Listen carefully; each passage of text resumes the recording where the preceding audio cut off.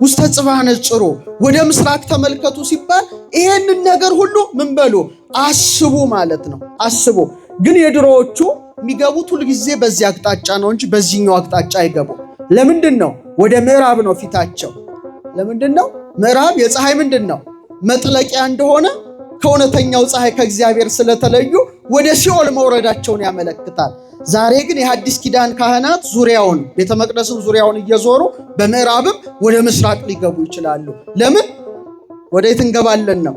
ወደ እግዚአብሔር መንግስት፣ ወደ ገነት ወይም ወደ መንግስተ ሰማያት እንገባለን ለማለት ነው። ስለዚህ ራሱ እግዚአብሔር የካህናት መግቢያ በምን አቅጣጫ ይሆናል? በምስራቅ አቅጣጫ እንዲሆን አዘዘ። ምክንያቱም ምስራቅ የእግዚአብሔር የክብሩ መገለጫ ነው። እሱ ብቻ ሳይሆን ኪሩቤልና ሱራፌልም የሚገለጹበት ቦታ ነው። በኤዶም ገነት ኪሩቤልና ሱራፌል የእሳት ጦርን ይዘው የእሳት ፍላጻ ይዘው በምስራቅ አቅጣጫ እንደተቀመጡ ለነቢዩ ለሕዝቅኤል እንደገና በምን አቅጣጫ ተገለጡለት? በምስራቅ አቅጣጫ። ምስጋና ለስሙ ይሁን አምላካችን ጌታችን ንጉሳችን ኢየሱስ ክርስቶስ። ስለዚህ እነዚህ አራት ወንዞች በአራት ወንጌላውያን በማቴዎስ፣ በማርቆስ፣ በሉቃስ፣ በዮሐንስ በምስራቅ፣ በምዕራብ፣ በሰሜን፣ በደቡብ እንደገና በኪሩቤል ተመስለዋል ማለት ነው። ስለዚህ ምስራቃዊት ኤዶም ገነትን ስታስቡ እነዚህን ሁሉ ምስጢር ታስባላችሁ። ወደ ቤተ ክርስቲያን ደግሞ ስትመጡ ቤተ ክርስቲያን ስንት አቅጣጫ አላት? አራት አይደል? ምስራቅ፣ ምዕራብ፣ ሰሜንና ደቡብ። ልክ እንደ ኤዶም ገነት ፈሳሾች ማለት ነው። እቺ ምስራቅ ናት ማለት ነው። ምስራቅ ናት። ወደ ምስራቅ ተመልከቱ ሲል ወደ ምን ተመልከቱ? ወደ ቤተ ክርስቲያን ተመልከቱ። ምክንያቱም ማቴዎስ የጻፈው፣ ማርቆስ የጻፈው፣ ሉቃስ የጻፈው፣ ዮሐንስ የጻፈው ወንጌል የሚነበብባት የሚተረጎምባት ብቸኛዋ ማን ናት? ቤተ ክርስቲያን ናት ማለት ነው። ልክ እንደ ሕይወት ዛፍ የኢየሱስ ክርስቶስ ቅዱስ ሥጋውና ክቡር ደሙ ምን ይሆንባታል? ይሰዋባታል። ለምሳሌ እንደ ወይን ወንዝ ምኑን እንጠጣለን? ደሙን፣ ወይነ ደሙን እንጠጣለን ማለት ነው። ልክ እንደ ዘይት ወንዝስ በ40 ቀናችን በ80 ቀናችን ተጠምቀን ልጅነትን አግኝተናል። ልክ እንደ ማዕር ወንዝ ደግሞ ብሉይ ኪዳንን፣ እንደ ወተት ወንዝ ደግሞ ሐዲስ ኪዳንን ምን እንልባታለን? እንማርባታለን። ተምረን ደግሞ ፍሬ እናፈራባታለን። ስለዚህ ወደ ምስራቅ ተመልከቱ ሲባል ወደ ኤዶም ገነት ብቻ ሳይሆን ወደ ምን? ወደ ቤተ ክርስቲያን ተመልከቱ ማለት ነው። እንደገና ያቺ ምስራቃዊት ኤዶም ገነትን ስታስቡ ድንግል ማርያምን ታስባላችሁ። ረድኤቷ በረከቷ አይደርብን። ምክንያቱም ያቺ በምስራቅ በኩል ማን ይጠብቃት ነበረ? ኪሩቤል ምን ይዞ? የእሳት ጦር ይዞ ይጠብቃት ነበር። ለምን? አዳም ተመልሶ የሕይወትን ዛፍ በልቶ ታድሶ ሕያው እንዳይሆን ማለት ነው። እስቲ ወደ እመቤታችን ተመልከቱ። በደንብ አድርጋችሁ አስቧት። ያቺ በምስራቅ ያለችው የሕይወት ዛፍ በኪሩቤል ሰይፍ እንደተጠበቀች ድንግል ማርያምስ በማን ተጠበቀች? ፍሬ ሕይወት ኢየሱስ ክርስቶስን በማህፀኗ በተሸከመች ጊዜ ማን ጠበቃት? አረጋዊው ዮሴፍ ጠበቃት ማለት ነው። ቅዱስ ኤፍሬም ሶርያዊ ምን አለ? ገነት እመቤታችን ናት አለ። ያቺ በገነት መካከል ያለችው የሕይወት ዛፍ የሕይወት ፍሬን ስለተሸከመች በኪሩቤል ሰይፍ እንደተጠበቀች አማናዊቷ ገነት የሕይወት ፍሬ ክርስቶስን በማህፀኗ የተሸከመች ቅድስት ድንግል ማርያም ደግሞ ሽማግሌው ዮሴፍ ጠበቃት። ክብር ለዚህ አረጋዊ አባት ይላል በድርሳኑ ላይ። በጣም ይገርማል። ስለዚህ ወደ ምስራቅ ተመልከቱ ሲባል ይሄን ሁሉ ነገር ማሰብ፣ ማወቅ፣ መረዳት ያስፈልጋል እና ሙሴ ሲና ተራራ ላይ ያወጣውና የቤተ መቅደስ አሰራር ያሳየዋል። አደባባይን ያሳየዋል፣ ቅድስትን ያሳየዋል፣ ቅድስተ ቅዱሳንን ያሳየዋል። በዛች አምሳል ስራ ይለዋል። ሙሴም ሲና ተራራ ላይ ባየው የብርሃን ድንኳን አምሳል ደብተራ ኦሪትን፣ ቅድስተ ቅዱሳኑን፣ ቅድስትን፣ አደባባይ ሲሰራ የካህናትን መግቢያ በምን አቅጣጫ አድርጋለው? በስተ ምስራቅ። በምን አቅጣጫ? እንዲህ ይላል በኦሪት ዘኍልቍ ምዕራፍ 3 ቁጥር 38 በማደሪያውን ፊት በምስራቅ በኩል በመገናኛው ድንኳን ፊት በስተ ፀሐይ መውጫ የሚሰፍሩት ሙሴና አሮን ልጆቹም ይሆናሉ። መቅደሱንም ለእስራኤል ልጆች ይጠብቃሉ። ልዩም ሰው ቢቀርብ ይገደል ይላል። በጣም ከባድ ትእዛዝ ነው። በኦሪቱ ካህናት የሚገቡት በምን አቅጣጫ ነበረ እግዚአብሔር ያዘዘው? ለአሮን ለልጆቹ በምስራቅ ብቻ፣ ሌላ ሰው በምስራቅ አቅጣጫ እንዳይገባ ብሎ አዟል። ይሄ ምን ማለት ነው? ምስራቅ ምንን ትወክላለች? ኤዶም ገነትን ትወክላለች፣ ቤተክርስቲያንን ትወክላለች። ስለዚህ ዛሬ የካህናት መግቢያ አሁንም በምን አቅጣጫ ነው?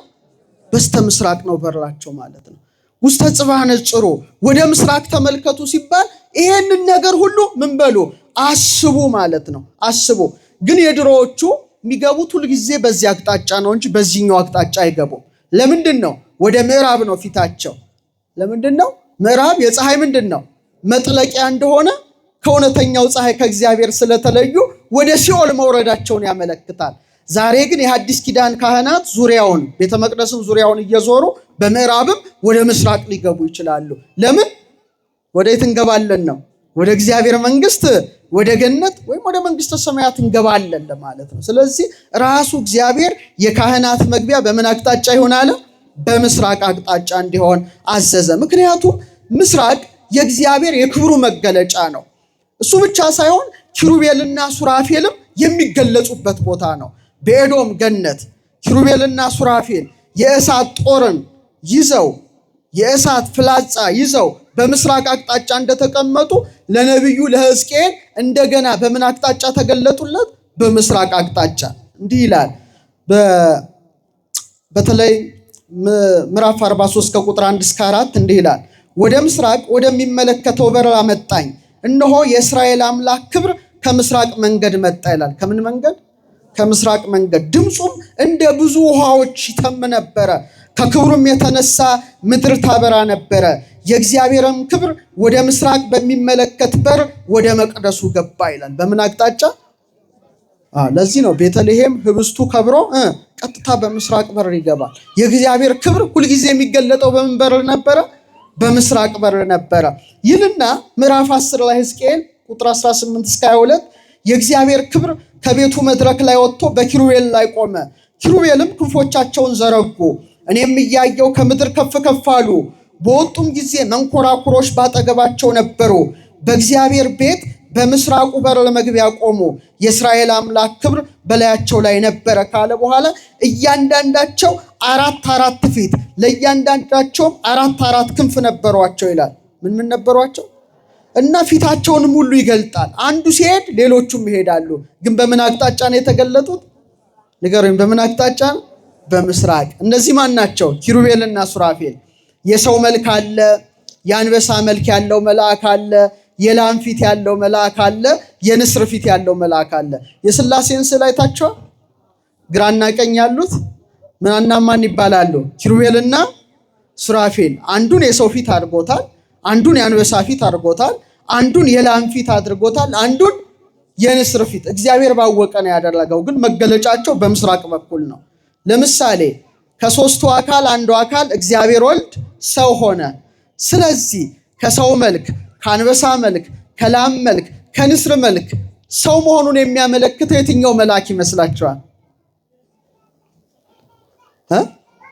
የእግዚአብሔር ልጅ ሰው ሆነ። ስለዚህ እነዚህ መላእክት ደግሞ ስንት ፊት አላቸው? የሰው ፊት፣ የላም ፊት፣ የአንበሳ ፊትና ሰው መሆኑን የትኛው የሚመስል ይመስላችኋል? የአንበሳው ነው? የላሙ ነው? የንስሩ ነው? የሰው ፊት? የሰው ፊት። በጣም ጥሩ። ሌላው ደግሞ ስቅለቱን የሚወክለው የቱ ይመስላችኋል? የአንበሳው ነው? የላሙ ነው? ወይስ የንስሩ? ኧረ በሱ ተሳስታችኋል። የንስሩማ አይደለም። ስቅለቱ ላም በወሪቷ ምን ትሆናለች? ትሰዋለች፣ ትታረዳለች አይደለ? በመስቀል ላይ የተሰዋው ደሙን ያፈሰሰው ማን ነው? ስለዚህ ስቅለቱን የሚወክለው መልአክ የትኛው ነው? የላም ፊት ያለው። እስቲ ትንሣኤውንስ የሚገልጥ አሁን 2 ቀርተዋል። የይሁዳ አንበሳ ማን ነው? ሞትን ድል አድርጎ የተነሳው ኢየሱስ ክርስቶስ ነው። እርገቱስ ንስሩ ነው። አያችሁ፣ ፊታቸው በዚህ ያደረገው ምስጢረ ስጋዌን ሊያብራራ ሊገልጽልን ነው። ግን መገለጫቸው በምን አቅጣጫ ነው? በምስራቅ አቅጣጫ ነው። በረከታቸው ይደረብን። 3ኛው ወደ ምስራቅ ተመልከቱ ሲል እመቤታችንን እየዋት ነው። በረከቷ ይደረብን። ምስራቀ ምስራቃት እውነተኛውን ፀሐይ ኢየሱስ ክርስቶስን ያገኘንባት አማናዊት የሕዝቅኤል ምስራቅ እሷ ማን ናት? ድንግል ማርያም ናት። ነቢዩ ሕዝቅኤል በምዕራፍ 44 ቁጥር 1 ላይ ወደ ምስራቅም አለ ወደ ምስራቅ ወደሚመለከተው በስተውጭ ወዳለው ወደ መቅደሱ በር አመጣኝ። ተዘግቶ ነበረ። እግዚአብሔርም አለ ይህ በር ተዘግቶ ይኖራል እንጂ አይከፈትም፣ ሰውም አይገባበትም። የእስራኤል አምላክ እግዚአብሔር ገብቶበታልና ተዘግቶ ይኖራል አለኝ ይላል። ተዘግቶ ምን ይላል? ያ ሕዝቅኤል በምስራቅ ያያት ደጃፍ ምን ነበረች? የተገጠመች፣ የተቆለፈች፣ የተዘጋች፣ የታተመች ነበረች። እና ማን የገባባት?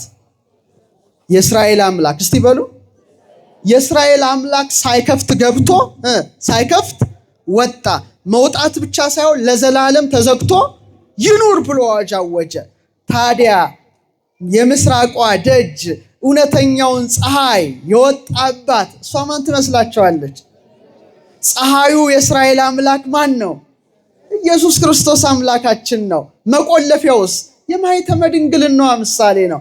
ሳይከፍት ገብቶ ሳይከፍት መውጣቱ በሕቱም ድንግልና ተወልዶ ተጸንሶ በሕቱም ድንግልና ተወለደ። ያቺ የምስራቅ ደጅ ለዘላለም ተዘግታ ትኖር እንዳለ ጌታን ከወለደች በኋላ ለዘላለም ምንድን ናት? ድንግል ማርያም ድንግል ናት። አመስግኗት እችን የሕዝቅኤል ምስራቅ። በጣም ይገርማል እኮ ተዘግታ ትኖር አለች የምስራቅ ደጃፍ። ለዚህ ነው ሁሉም ሊቃውንት አንቺ የሕዝቅኤል ደጅ ነሽ፣ ምስራቅ ነሽ እያሉ እነ ኤፍሬም ሶርያዊ እና አባ ሕርያቆስ በርካታ ቅዱሳን ያመሰገኗት። ደጃፍነቷን ሳይ አንድ ምሳሌ በቀላሉ ለማስረዳት ድንገራችሁ። ሊቁ ያዕቆብ ዘልበረዳ የመሰለው ነው እና እመቤታችን በምስራቅ ደጃፍ ሲመስል ለምሳሌ አለ ጠዋት ፊታችሁም በመስታወት ውስጥ ታያላችሁ። ሁላችሁም ግን መስታወቱ ተተርትሯል? አረ ንገሩኝ። አልተተረተረም። ሁለተኛ ደግሞ አንድ ሰው ፊት ትቆማላችሁ። ለምሳሌ እናንተ ፊት ብቆም እናንተ ምን ፊት ብትቆሙ እኔነቴን የማየው በእናንተ ምን ውስጥ ነው? አይን ውስጥ ነው። አይኑ ግን ፈሷል? አልፈሰሰም። ጥሩ። ሶስተኛ ፀሐይ በመስታወት ውስጥ ትገባለች። መስታወቱ ምንድን ነው? ግጥም ነው፣ ተገጥሟል። ጨረሯ ግን ውስጥ አለ። መስታወቱ ተሰንጥቋል። በጣም ጥሩ። አራተኛ ላብ ከግንባራችሁ ይፈሳል፣ ስራ ስትሰሩ ይወጣል። ግንባራችሁ ግን ተሰንጥቋል። ተመልከቱ። እነዚህ ፍጡራን እንኳን አለ ግዘፍ ሲኖራቸው ርቀት ስራ ይሰራሉ። ረቂቅ ዘእምረቂቅ የሆነው እውነተኛ ፀሐይ ኢየሱስ ክርስቶስም በአማናዊት ደጅ በቅድስት ድንግል ማርያም ማኅፀን አደረ። በአማናዊት ምስራቅ ከቅድስተ ቅዱሳን ከድንግል ማርያም ተወለደ። እሷም ለዘላለም ድንግል ሆነች። ክብር ለእናታችን ለወላዲተ አምላክ ይሁን። ስለዚህ ወደ ምስራቅ ተመልከቱ ሲል ምስራቅ ማናት? ምስራቅ የምን መውጫ ነው? የፀሐይ መውጫ። እሷስ የማን መገኛ ናት? የእውነተኛው ፀሐይ። እሱ ማን ነው? ኢየሱስ ክርስቶስ አምላካችን ነው። አሁን ወደ ስነ ፍጥረት ምስጢር ልውሰዳችሁ። ፀሐይ መቼ ተፈጠረች? ሰኞ፣ እሁድ። እስቲ እሁድ የምትሉ አጨብጭቡ። ሰኞስ የምትሉ ፀሐይ፣ ማክሰኞስ የምትሉ፣ ሮብ የምትሉ፣ ሐሙስ የምትሉ፣ ዓርብ የምትሉ፣ ቅዳሜ የምትሉ፣ እሺ ምንም የማትሉ አቤት አቤት አቤት! በጣም ሰነፎች ናችሁ። በጣም ሰነፎች ሲበዛ እኮ ዘፍጥረት አንድ ገና እኮ አንድ ገጽ ነው። ምን እየሰራችሁ ነው ግን? ነው መጽሐፍ ቅዱሱን ቅዠት መከላከያ ትራስ ውስጥ አስቀምጣችሁታል። እኮ በጣም የስነ ፍጥረት በጣም እኮ የመጀመሪያ አንድ ገጽ የመጽሐፍ ቅዱስ አንድ ገጽ እኮ ነው። በጣም በጣም ሰንፋችኋል። እግዚአብሔር ፀሐይን በስንተኛው ቀን አመጣት? በአራተኛው። እስቲ በሉ በአራተኛው ዕለት በአራተኛው ኬክሮስ ከአራተኛው ደጃፍ የበረደውን የሚያሞቅ የጨለመውን የሚያስለቅቅ የተሰወረውን የሚገልጥ ምን መጣ? ፀሐይ። እስቲ በሉ በስንተኛው ዕለት? ድገሙት። በስንተኛው ዕለት? በምን ደጃፍ? በምስራቅ። በምን ደጃፍ? በስንተኛው ዕለት? አሁን ይሄ ፀሐይ ለእውነተኛው ፀሐይ፣ ያቺ ደጃፍ ለእውነተኛዋ ደጃፍ ለድንግል ማርያም ምሳሌ ነበረች። ልክ በአራተኛው ዕለት ፀሐይ እንደመጣ ጌታ እውነተኛው ፀሐይ ኢየሱስ ክርስቶስ የመጣው በስንተኛው ክፍለ ዘመን መሰላችሁ? በአራተኛው። እስቲ ዘመነ አበው በሉ። እስከ ሙሴ ድረስ የነበሩት አባቶች ማለት ነው። ዘመነ መሳፍንት እስቲ በሉ። ዘመነ ነገስት፣ ዘመነ ካህናት ስንተኛው ነው ማለት ነው? ልክ በአራተኛው ላይ እውነተኛው ፀሐይ ከአማናዊት ምስራቅ ከድንግል ማርያም ወጣ አበራ ነው። ሁለተኛ ያዕቆብ ስንት ልጆች አሉት? እስራኤል የሚባሉት 12ቱ ነገደ እስራኤል በጣም ጎበዞች። የመጀመሪያው ልጁ ማን ነው ስሙ? ሮቤል። ሁለተኛው ስምዖን፣ ሶስተኛው ሌዊ፣ አራተኛው ይሁዳ። እስቲ በሉ ጌታ ከማን ነገድ ነው የወጣው የተወለደው? አሳልፎ የሰጠው ይሁዳ አይደለም፣ ደግሞ እንዳትሳሳቱ። የያዕቆብ ልጅ ይሁዳ። የይሁዳ አንበሳ ሲባል ሰምታችኋል አይደለ? ፀሐይ ልክ በአራተኛው ከምስራቅ ደጃፍ እንደወጣ እውነተኛው ፀሐይ ኢየሱስ ክርስቶስም ልክ ከይሁዳ ነገድ ከአራተኛው ትውልድ ከተገኘች ከድንግል ማርያም አበራልን። ክብር ምስጋና ለእውነተኛው ፀሐይ ለሱ ይሁን። ስለዚህ አባ ጊዮርጊስ ምን ይላታል? ሆህት አንቲ እንተ ኮንኪዮ ምስራቆ ለፀሐይ ጽድቅ ብሩህ ለጽልመተ ጌጋይ ዘአራሃቆ።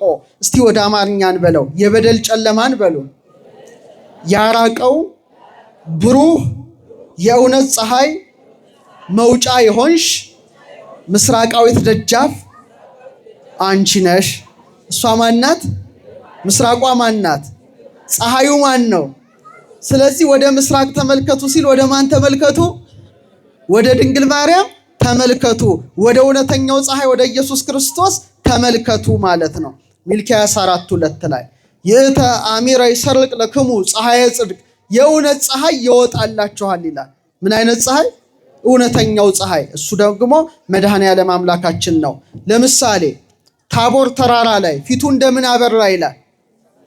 እንደምን አበራ? ወአብርሃ ገጹ ከመ ፀሐይ። ራሱ ምንድን ነው? ፀሐይ ነው።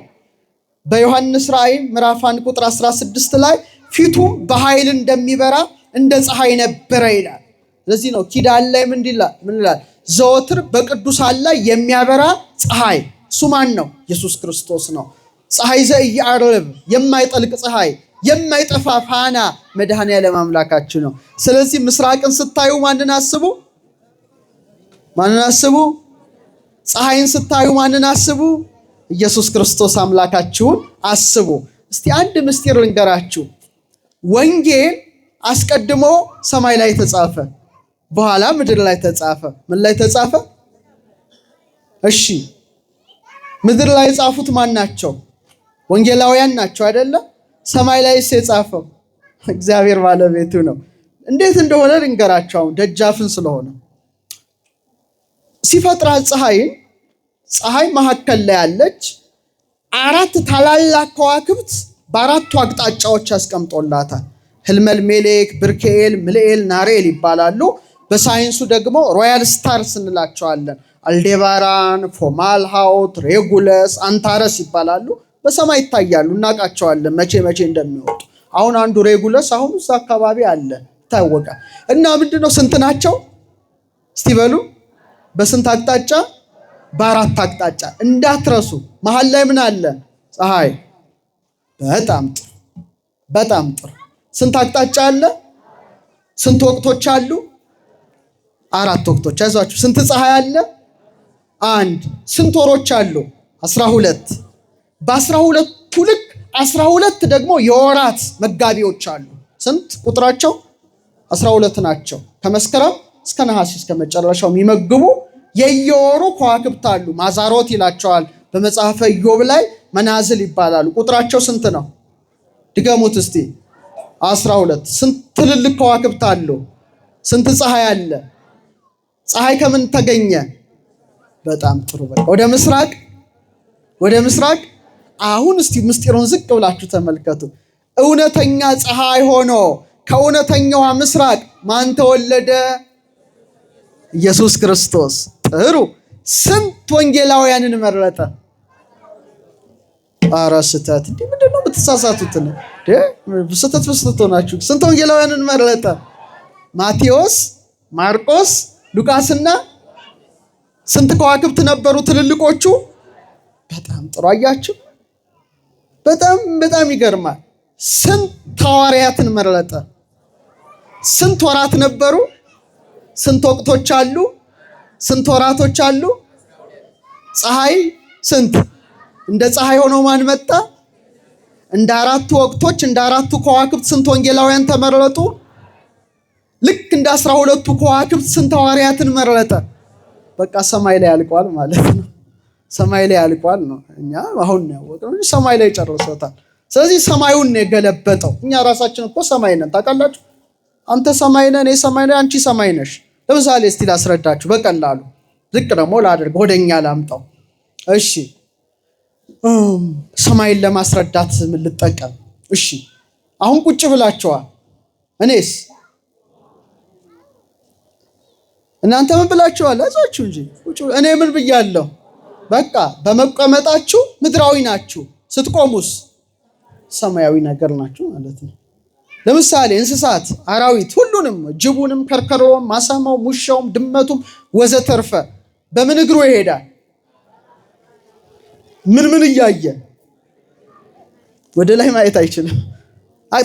ክልክል ነው፣ አይችልም። ነፍስ የለውም፣ ደመ ነፍስ ነው ያለው እንጂ መሬት። እኛስ ቀና ማለት ልመዱ። እሺ ቀና ስትሉ ሰፊውን ህዋ ታያላችሁ። ለምንድን ነው እግዚአብሔር እንዲያደረገው? እነሱ መሬት ማየታቸው ሲሞቱም ወደ ምን ይገባሉ? ወደ መሬት። ነፍሳቸውም እዛው ነው የምትበሰብሰው፣ ደመ ነፍስ ናት፣ አይነሱም። እኛን ግን ቀና አድርጎ ሰማይ እንድናይ ማድረጉ ሰማያዊ ነገርን ተሸክመናል። ነፍስ አለችን። ኋላ ምን ይጠብቀናል? ሰማያዊ ርስት ይጠብቀናል። ግልጽ ሆነላችሁ? ስለዚህ ምድራዊና ሰማያዊ ናችሁ። እሺ ሌላ ነገር ልንገራችሁ። እሺ ሲመሽ ምን ትሆናላችሁ? ቤታችሁ ትገቡና እራትን ዘለላችሁት። እሺ ትተኛላችሁ። ስትተኙ እንዴት ሆናችሁ ነው የምትተኙት? ቆማችሁ ነው? ተጋድማችሁ ነው? በጣም ጥሩ። እሺ ስጋችሁ ተኝቶ ሲያንኮራፋ ምን ታያላችሁ? ጥሩ ህልም ታያላችሁ አይደለ? ደስ ይላል። እሺ ህልም ራእይ ምናምን እናያለን ተኝተን ማለት ነው። ልክ ጠዋት አላርሙ ሲጮህ ወይም ዶሮ ሲጮህ ወይም ብርሃን ሲመጣ ወይም ፀሐይ ስትወጣ ምን እንላለን? ብድግ እንላለን። አያችሁ ሳይክሉ ውደቱን አያችሁ? ይሄ ራሱ እኮ ምድራዊና ሰማይ መሆናችሁን ያመለክታል። እናውርደው ወደኛ። ሲመሽ መተኛታችን በጨለመሽ ሞት ከዚህ ዓለም እንሰናበታለን። አልጋ ላይ መጋደማችን መቀበራችንን ያመለክታል። ህልም ማለማችን ስጋ በመቃብር ቢወድቅም ነፍስ ግን በሕያውነት አለች። ጠዋት ብርሃን ወይም ፀሐይ ከምስራቅ ጀንበር ሲወጣ መነሳታችን እውነተኛው ፀሐይ ኢየሱስ ክርስቶስ ዓለምን ለማሳለፍ ሲመጣ ከሞት እንነሳለን። ደስ አይልም? ደስ ይበላችሁ። ደስታል። ሌላ ደግሞ ምድራዊና ሰማያዊ መሆናችሁን ለማስረዳት አሁን ስለ ፀሐይ ብቻ አይደለም። እናንተ ውስጥ ስንት ሰማያት አሉ? ኧረ እባካችሁ አባታችን ሆይ በምን የምትኖር? በሰማያት። አያችሁ ብዙ ነው። 7 እስቲ በሉ። 7 ሰማያት አሉ ከጽርሐ አርያም እስከ ኤረር ድረስ 7። የምን ሰማያት መሰላችሁ? የእሳት ሰማያት። እግዚአብሔር የ7 የእሳት ሰማያት ፈጠረ። ዝቅ አደረገና ደግሞ ባቢል የሚባል የረጋ ነፋስ አትሞስፌር አለ፣ ከባቢ አየር አለ። ከዛ ጠፈር አለ፣ የውሃ ዓለም ነው። ሰማይ በሉ እስቲ። ማይ ማለት ውሃ ማለት ነው። ማለት እሳት ማለት ነው። ሰማይ ማለት እሳትና ውሃ እንደማ። ከዛ መሬት አለች። ስለዚህ ከላይ እሳት፣ ቀጥሎ ነገርኳችሁ እኮ ነፋስ፣ ቀጥሎ ውሃ፣ ቀጥሎ መሬት። እስቲ በሉ እሳት፣ ነፋስ፣ ውሃ፣ መሬት። ሰማዩ ከሰማይ እስከ ምድር ያለው ደረጃ ማለት ነው። እኛ ራሳችን ሰማይ ነን ሲፈጥረን። እስቲ ራሳችሁን ለ4 ቦታ ሰንጥቁት። ሰንጥቁት ስል ቁረጡት ማለት አይደለም። ከአንገታችሁ 1፣ ደረታችሁ 2፣ ሆዳችሁ አካባቢ ከወገብ በታች 4 ነው ማለት ነው። 4 ነው። እሺ ጥሩ። ከላይ ያሉት 7ቱ ምኖች የእሳት ሰማዮች ነግሬያችኋለሁ አይደል? እሺ ጭንቅላታችሁ ምን ይመስላችኋል? እሳት አይመስላችሁ? እሳት ምን አለው? በጣም ቀላል ጥያቄ እኮ ነው። ብርሃንና ሙቀት አይደል? ጭንቅላትስ ምን አለው? እንደ ብርሃን እውቀት እንደ እሳትስ ቁጣ ንዴት አለው አይደል? ቡቡ አይልባችሁ እንደ አናታችሁ። እዚህ ውስጥ እኮ ከ200 ቢሊየን በላይ እንደ ቃጫ የተጠላለፉ እንደ እሳት ኤሌክትሪክ የሚል ብዙ እዚህ ላይ ሰጥቶ እሳት ማለት ነው። ስለዚህ ስንት ሰማያት ናቸው? ስለዚህ ቁጠሯ። ስንት አይን አላችሁ? ስንት ጆሮ አላችሁ? ስንት የአፍንጫ ቀዳዳ አላችሁ? ስንት አፍ አላችሁ? ሲደመር አለቀ ሰማያት ነው። ከዛ ከሰማይ ዝቅ ብሎ ነፋስ ባቢል የሚል ነው። አሁን ከአንገታችሁ ዝቅ ስትሉ ደረት ላይ ምን አለ? ሳምባችሁ ላይ ከየት ነው የሚወጣው? ሳምባ አይደለ? ኦክሲጅን ወዞ ካርቦን ዳይኦክሳይድ የሚያወጣው ይሄው እዚህ ጋር። ቀጥሎ ምን አለ ብያቸዋለሁ? ውሃ ተፈጥሮ ማለት ነው። ከላይ ሆድቃችሁ ላይ ምን አለ? ኩላሊታችሁ ላይ ውሃ። አያችሁ እዚህ ጋር እንደው አይንቦጫቦጭም እንደ እናቶች እንደ ሆዳችሁ ትርምስ አይልም? እንደ ማዕበል ነው። ከወገብ በታች ምን ትረግጣላችሁ? መሬት አለ ማለት ነው። አያችሁ እናንተ ሰማዩን ነው እግዚአብሔር የገለበጠብን። ስለዚህ ሰማያዊ ናችሁ ነው ወቁት ነው ተፈጥሯችሁ። ዝም ብላችሁ እንዳትመላለሱ። አሁን ሰው ሲኦልም ይግባ ወይም ገነት ይግባ ሰውነቱ ላይ ያውቀዋል። አሁን የት እንደምትገቡ ራሳችሁን መርምሩ። ልንገራችሁ እሺ። ጭንቅላት ላይ የምን ባህሪ አለ? እሳት ከፍ ያለ። ቀጥሎስ? ለክለሳ እኮ ነው የምነግምላችሁ። ነፋስ። ቀጥሎስ? ሆድ ላይ። ቀጥሎስ?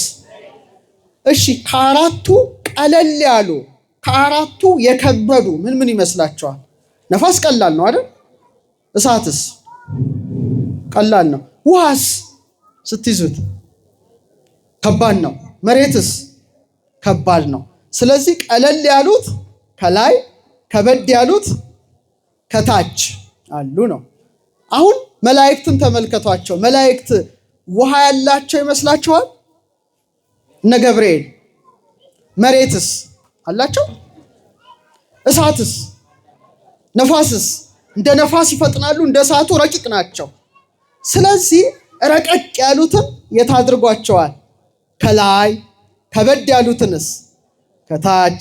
ስለዚህ ምን መሰላችሁ? ሰው እሳትና ነፋስነታችሁ ከፍ ካለ ማለት ነው የእናንተም የኔም ምን ያምራችኋል መሰላችሁ? ልክ እንደ መላእክት ማመስገን ያምራችኋል፣ መዘመር ያምራችኋል፣ መጾም ያምራችኋል፣ እግዚአብሔርን ማገልገል ያምራችኋል፣ ጥበብ ያምራችኋል። በቃ ሰማያዊ ነገር ታስባላችሁ። ልክ እንደ መላእክት ማለት ነው። ውሃና መሬትነቱ ደግሞ ከከበደ ጉዳችሁ ፈላ። ብላ፣ ጠጣ፣ ተኛ፣ ውለድ፣ ብላ፣ እንደዚህ ነው። ድክም ወደ ታች ነው የሚጫነው። ይሄ ወደ ላይ፣ ያ ወደ ታች። እስቲ በሉ ይሄ ያ ወደ ታች ነው። ብላ፣ ጠጣ፣ ተኛ። ያ ደግሞ ወደ ላይ እግዚአብሔርን ይኸው ቀና በል ነው። አሁን ይሄና ይሄ ካሸነፈ ነፍሳችሁ ወዴት ትሄዳለች ስትሞት? ወዴት? ላይ ነው ያለች፣ ወደ ላይ። ይሄና ይሄ ከከበደ ደግሞ ራሳችሁን ወቁት። እንግዲህ ከዚህ በኋላ ወዴት ነው የምትገባው ነው? ወደ ታች ነው የከበደ ወይስ ወደ ላይ ነው? የከበደሽ የትኛው ነው? ውሃነትሽና መሬትነትሽ ነው ወይስ እሳትና ነፋስነትሽ? ግልጽ ነው ግን። ስለዚህ ሰው ራሱ እሺ ያመስግን። ጥሩ ነው። መቅደስ ነን። በትክክል መቅደስ ነን። እግዚአብሔር መቅደስ ነን። ይሄው ቤተክርስቲያኑ ማለት አንተ ነህ፣ አንቺ ነህ፣ እኔ ነኝ። ስንት ክፍል አለው? 4። ስንት ክፍል አለው? ከኦሪቱ ጀምሮ ሰሎሞን የሰራው መቅደስ የአዲስ ኪዳኑ 3 ነው። አንተም አንቺም 3 ናችሁ። ስጋ አላችሁ፣ ይሄው አያቸዋለሁ። ምን አላችሁ? ውስጥ ደግሞ ነፍስ። እስቲ በሉ የስጋ ህይወት ማለት ነው። 3ኛ ደግሞ ውስጥ የምትሆን መንፈስ። እስቲ በሉ የእግዚአብሔር ማደሪያ መንፈስ 1፣ የስጋ ህይወት የሚሆን ነፍስ እና ስጋ። ታዲያ እግዚአብሔር መቅደስ አይደለም? ስለዚህ ሰማያዊና ምድራዊ ያለን። አሁን ወደ ቤታችን እንምጣ። ከምስራቅ ምን ይወጣል? ንገሩኝ፣ ምን ይወጣል? ስለዚህ ከአማናዊት ምስራቅ ማን ወጣ? እውነተኛው ፀሐይ መድኃኔ ዓለም ክርስቶስ ወጣ። ክብር ምስጋና ለሱ ይሁን። ይሄ በጣም ደስ ይላል። ሌላው በጣም የሚደንቀው ከምስራቅ ምን ይወጣል? እስቲ የአጥቢያ ኮከብ በሉ እስቲ። ኮከበ ጽባህ እስቲ በሉ። ጽባህ ማለት ምስራቅ ነው እኮ። ምስራቃዊት ኮከብ ትወጣለች፣ የንጋት ኮከብ ትወጣለች፣ የአጥቢያ ኮከብ ትወጣለች። ከምን? ከምስራቅ አቅጣጫ።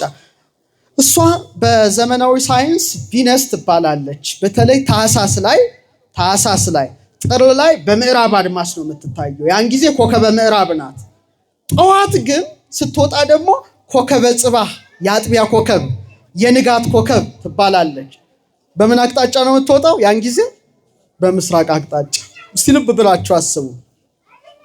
ያቺ በጣም ለአይን የምታበራ ከፀሐይ ከጨረቃ ቀጥሎ እጅግ ብሩህ ሆና የምትታይ ኮከብ ናት። በምን አቅጣጫ ነው ግን የምትወጣው? የዛሬው የትምህርት ርዕሳችን ወደ ምን ተመልከቱ ነው? ወደ ምን ተመልከቱ?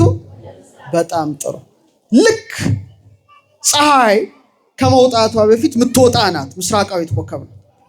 ስለዚህ የአጥቢያ ኮከብ ትባላለች። ታዲያ ምስራቅን ስታስቡ ማን ታስባላችሁ? ኮከቡን ስታስቡ እንዴ? ሁለቱም አይደለም። ምስራቅን ስታስቡ ማን ታስባላችሁ? እመቤታችን። ኮከቡን ስታስቡ የአጥቢያውን ኮከብ ኢየሱስ ክርስቶስ እውነተኛው ኮከብ፣ ክብር ምስጋና ለስሙ። እሱ ኮከባችን ነው። ለዚህ ነው በዮሐንስ ራእይ ምዕራፍ 22 ቁጥር 16 ላይ እኔ ኢየሱስ ይላል በአብያተ ክርስቲያናት ዘንድ ይህን እንዲመሰክርላቸው መልአኬን ላኩ። እኔ የዳዊት ሥርና ዘር ነኝ፣ የሚያበራም የንጋት ኮከብ ነኝ ይላል። የሚያበራ የምን ኮከብ ነኝ? ደስ አይልም? የሚያበራው የንጋት ኮከባችን ኢየሱስ ክርስቶስ ብቻ ነው ማለት ነው። ይህ በጣም ይገርማል። አሁን ከሷ ከምስራቋ እውነተኛው ኮከብ ኢየሱስ ክርስቶስ ሲወጣ ከኔም ከናንተም ልቡና እሱ መውጣት አለበት። ድገሙት። ይህን እንድታስተውሉ ምን ይላል ጴጥሮስ በሁለተኛ ጴጥሮስ 1:19 ምድርም እስኪጠባ ድረስ የንጋት ኮከብም በልባችሁ እስኪወጣ ድረስ። በምናችሁ? ኢየሱስ ክርስቶስ ከእውነተኛዋ ምስራቅ እውነተኛው ኮከብ ተወለደ። ዛሬ ከኛ ልቡና እንዴት ነው የሚወለደው? አስባችሁታል? ጴጥሮስ ምን አለ? ከምናችሁ እስኪወጣ? ከልባችሁ። እስቲ በሉ። ልብ ምንድን ነው? ልብ ምንድን ነው? አረ ጉድፈላ ዛሬ ደምንት የሚያሰራጭ ብቻ አይምሰላችሁ። ልብ ማለት በእኛ ትልቅ ትምህርቶች አሉ በቤተ ክርስቲያን። እናንተ እዛ ውስጥ እናንተ አጭራጭሩ ብዙ ምስጢር ያለው ትምህርት አለ። ልብ ማለት በቀመር ትምህርት በለና በበ ነው። በማለት ቤት ነው። ምንድን ነው? ቤት ነው። ቅርጹ ግድግዳ አለው፣ ጣሪያ አለው። ለደግሞ ልዑልን ይጠቁማል። የልዑል ቤት ማለት ነው። የማን ቤት? የማን ቤት? ስለዚህ ከምስራቅ አቅጣጫ ያ ኮከብ እንደሚወጣ ከእኔና እናንተ ልባችን እንደ ምስራቅ ሆኖ ሁሌ ማንን ሊያስብ ይገባዋል? ኢየሱስ ክርስቶስን ሊያስብ ይገባዋል ነው። እሱ ከወጣ እናንተ ለሱ ምኖቹ ናቸው? ስለ ምስራቁ ናቸው። ስለዚህ በእናንተ ህይወት ማን ይገለጻል? ማን ይገለጣል? እኛ ለሱ ጨረቃዎቹ ነን። ምኖቹ ነን? ጨረቃ ብርሃኗ ከማን ነው? ከማን ታገኛለች? ከእውነተኛው ፀሐይ አይደል? ብርሃን ታገኛለች። እኔና እናንተ ብርሃናችን ማን ነው? ክርስቶስ አምላካችን ነው። ጨረቃ ከፀሐይ ከተለየች ብርሃን እንደሌላት ሁሉ ከእውነተኛው ኮከብ ከእውነተኛው ፀሐይ ከክርስቶስ የተለየች ህይወትም ባዶ ህይወት ናት። እግዚአብሔር ይጠብቀን። ስለዚህ ራሳችሁን ምስራቅ አድርጉት። ለአምላካችሁ ለአምላካችሁ አድርጉት። መቅደሱ ናችሁ ነው። እናንተ ቤተክርስቲያን እውነት ነው። እኛም ቤተክርስቲያኑ ነን። መውጫችን ነው። ሁሌ ከኛ ይወጣል። ስለዚህ ይህን ነገር እንድታስቡ ጴጥሮስ ያስተምራል። እንደውም ልንገራችሁ አንድ ነገር ጨምር ላድርጌ። ጌታችን በ33 ዓመቱ የራስ ቅል የምትባል ጎልጎታ ላይ ምን ሆነ?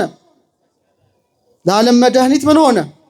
ተሰቀለ አይደል? በቃ በስንት ዓመቱ?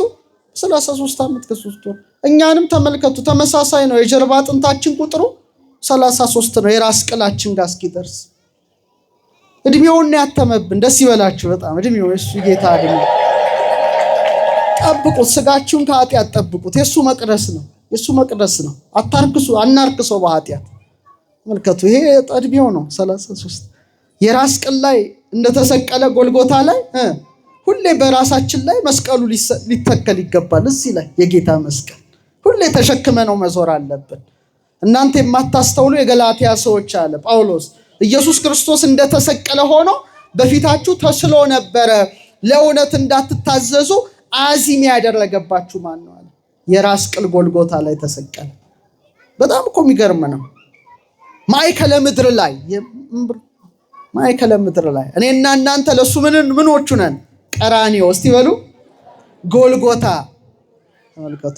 በአንጻሩ ደግሞ ጴጥሮስ ምን አለ? ልባችሁን ኮከቡ ኢየሱስ ክርስቶስ እንዲወጣ አድርጉት፣ ልባችሁን ምስራቁ ሁኑት ነው። ስለዚህ ይሄንን ማሰብ ያስፈልጋል። እና በለዓም የተባለ አንድ ባለ ራእይ ባለ ትንቢት የሚናገር ነበረ። ሀብተ በረከትም ሀብተ መርገምም የተሰጠው ነበረ። በኦሪት ዘኍልቍ ምዕራፍ 24 ቁጥር 17 እንዲህ አለ፣ አየዋለሁ አሁን ግን አይደለም፣ እመለከተዋለሁ በቅርብ ግን አይደለም። ኮከብ ይሸርልቅም ያዕቆብ፣ ከያዕቆብ ኮከብ ይወጣል አለ። ምን ይወጣል? በምስራቅ አየዋለሁ ነበር ያለው። ታዲያ ከአማናዊት ምስራቅ የወጣው እውነተኛው ኮከብ ማን ነው? በአንድ ላይ።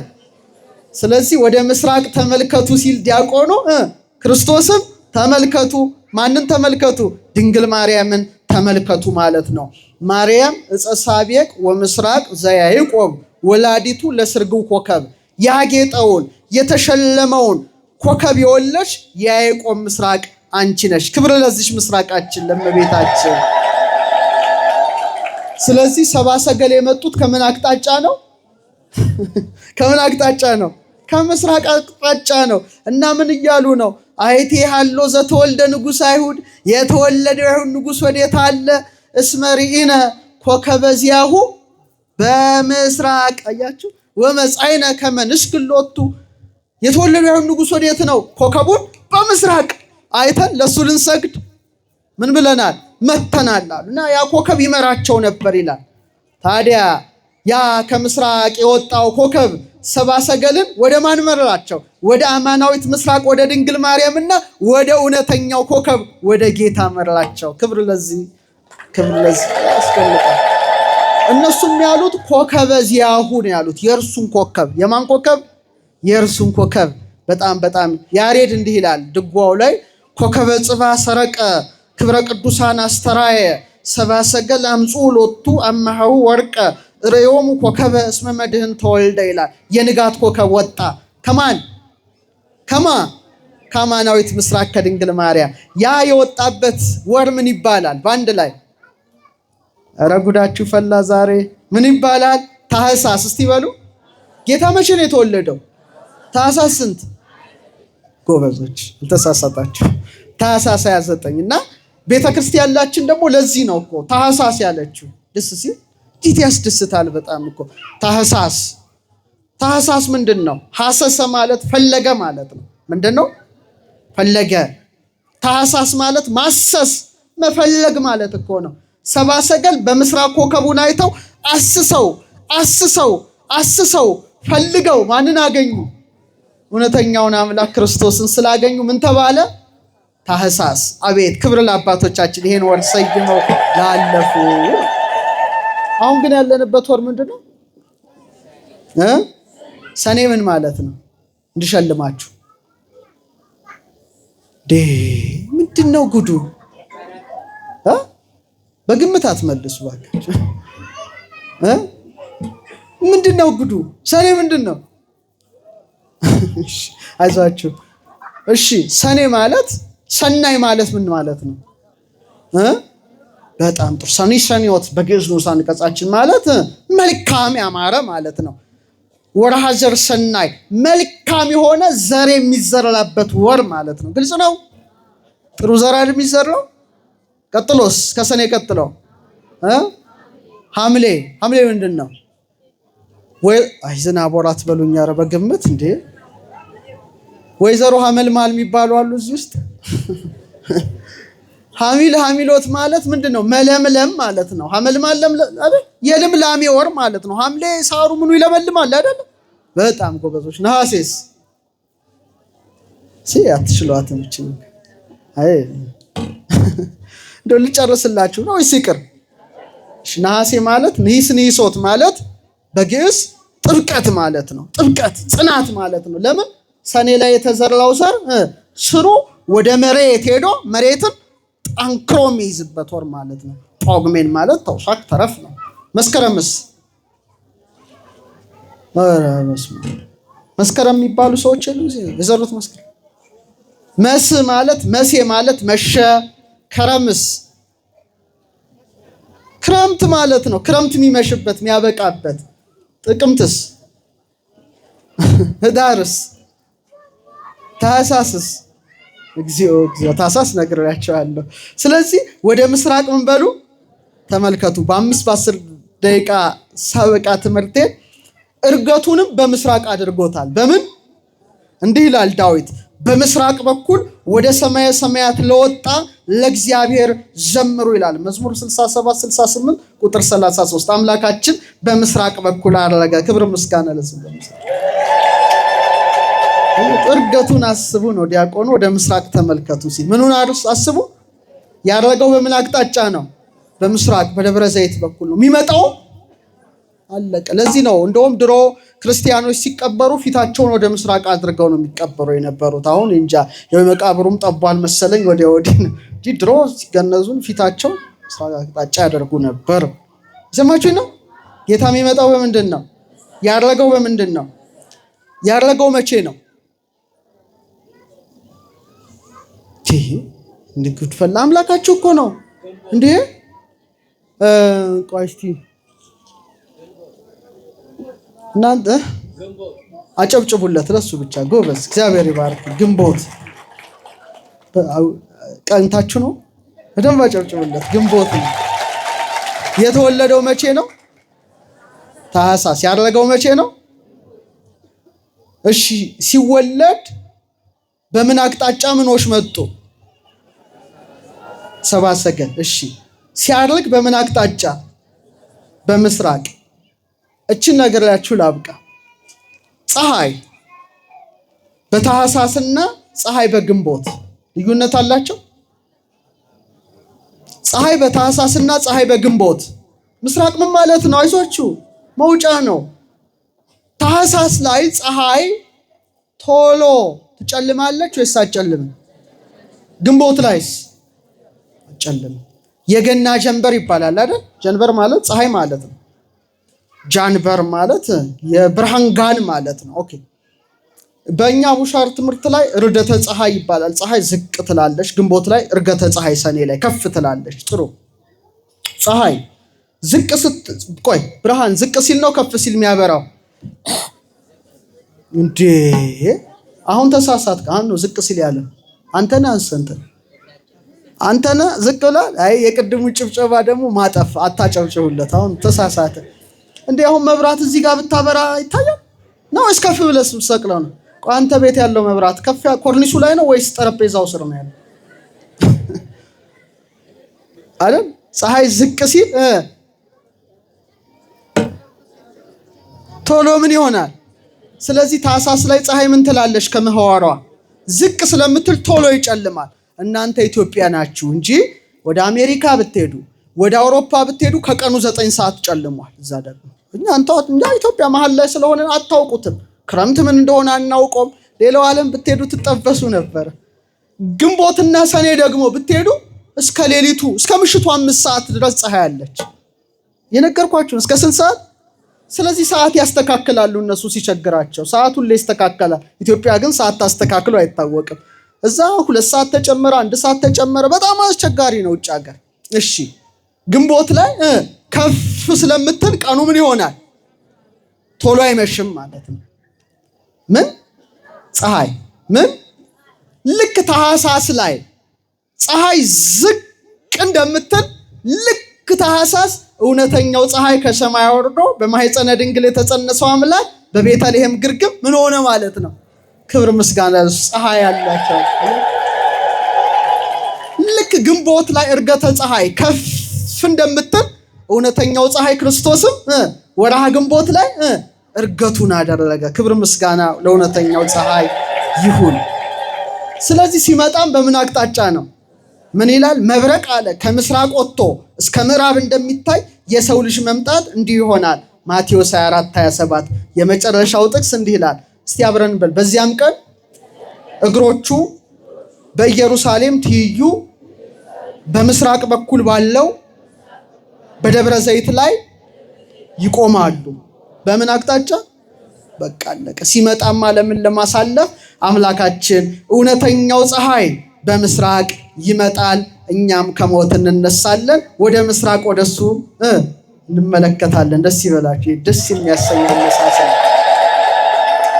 ስለዚህ ወደ ማን እንመልከት? አረ ንገሩኝ። ኢትዮጵያ እጆቿን ወደ ማን ትዘረጋለች? ወደ ማን? ኢትዮጵያ ታበጽ እደዊሃ ሀበ እግዚአብሔር። በግዕዝ በእርግጥ በግዕዝ በቅኔው ቤት በምኑ በጻ ማለት ደረሰ ነው፣ ሰፋ ዘረጋ ነው። ታበጽ ማለት እንደውም ታደርሳለች ነው። እሺውን ትዘረጋለች በለንበድ ነው ይሁን ሊቃውንቱ ይራቀቁበት፣ ግን ታበጽ ታደርሳለች። ስለዚህ እጆቿ ወደ ማን ነው የሚዘረጉት? ወደ እግዚአብሔር፣ ወደ ምስራቅ በኩል ላደረገው። ግን እኛ ወደ ማን ዘረጋን? ወደ ምዕራብ። ወደ ምዕራባውያን ለልመና አልዘረጋንም። አራይሷቸው አትፍሩ። ወደ ምዕራባውያን እጃችንን ስንዘረጋ ከምስራቁ ጋር ያለን ግንኙነት ምን ሆነ? ተቋረጠ። ባልቦላው ተቋረጠ። ጉድፈላ። እንደዚህ ሆነን ቀረ። ስለዚህ ወደ ማን ነበር መዘርጋት የነበረብን? ወደ ማን ተመልከቱ?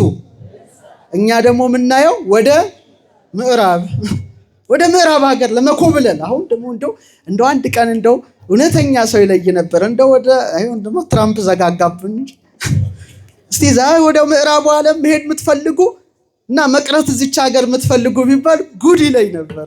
ወደ ቤት እንደምንሄድ ማለት ነው። እኛ ወደ ምስራቅ አፍሪካ ነን። ጥሩ።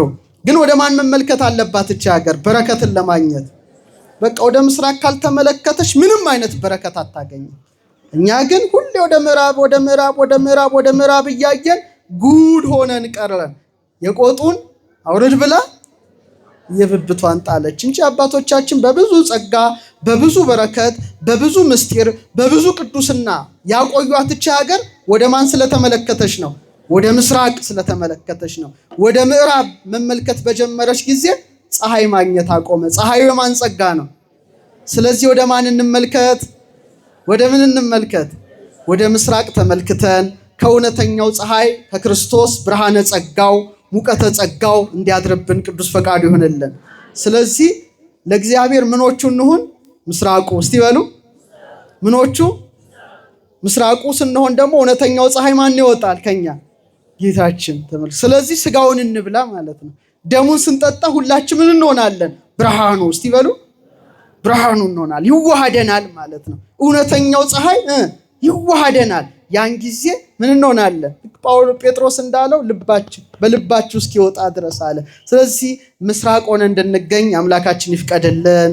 ቅዱስ ገብርኤልም ሲገለጥ በምን አቅጣጫ ነው? ምስራቅ። ቅዱስ እንደውም ከፀሐይ በፊት የምትቀድም ኮከብ ፕላኔት አለች። አጣርድ እስቲ በሏት፣ ድገሙት እስቲ። በሳይንሱ ሜርኩሪ እሷ የገብርኤል አምሳል ናት። ለምሳሌ ልክ ከፀሐይ በፊት ትወጣና በምስራቅ አቅጣጫ ልክ ፀሐይ እንደገባች ትጠልቃለች። ይሰማችሁ ነው። ቅዱስ ገብርኤልስ ምንድን ነው ያደረገው? ወደ እመቤታችን መጣ አይደል? ቀድሞ ነው የመጣው። ከምን ቀድሞ? ያ ፕላኔት ከምን ይቀድማል? እሺ ኮከበ ጽባ ከምን ይቀድማል? ከፀሐይ ይቀድማል። ፀሐይ በኋላ። ስለዚህ ቅዱስ ገብርኤል መጥቶ ድንግል ማርያምን ካበሰረ በኋላ ቶሎ ሄደ። ወዲያው እውነተኛው ፀሐይ በአማናዊት ምስራቅ በድንግል ማርያም ማህፀን አደረ። ገብርኤል አባታችሁ አዋጅ ነጋሪ ብሩህ ኮከብ ሆኖ ተገለጸ። ክብር ለዚህ መልአክ ነው። ስለዚህ ወደ ምስራቅ ስትመለከቱ የእግዚአብሔርን ሰራዊት ማየት ትችላላችሁ። እመቤታችንን ማየት ትችላላችሁ። ኤዶም ገነትን ማየት ትችላላችሁ። መንግስተ ሰማያትን ማየት ትችላላችሁ። ክርስቶስ ፈጣሪያችሁን ታያላችሁ። ወደ ምዕራብ ስታዩ ደግሞ ወደ ጨለማው ዓለም። እግዚአብሔር ወደ ምዕራብ ከማየት ይጠብቀን። ወደ ምስራቅ ወደሱ ተመልክተን ከብርሃነ ጸጋው ከሙቀተ ጸጋው በረከትን ረድኤት እንድናገኝ ቅዱስ ፈቃዱ ይሁንልን።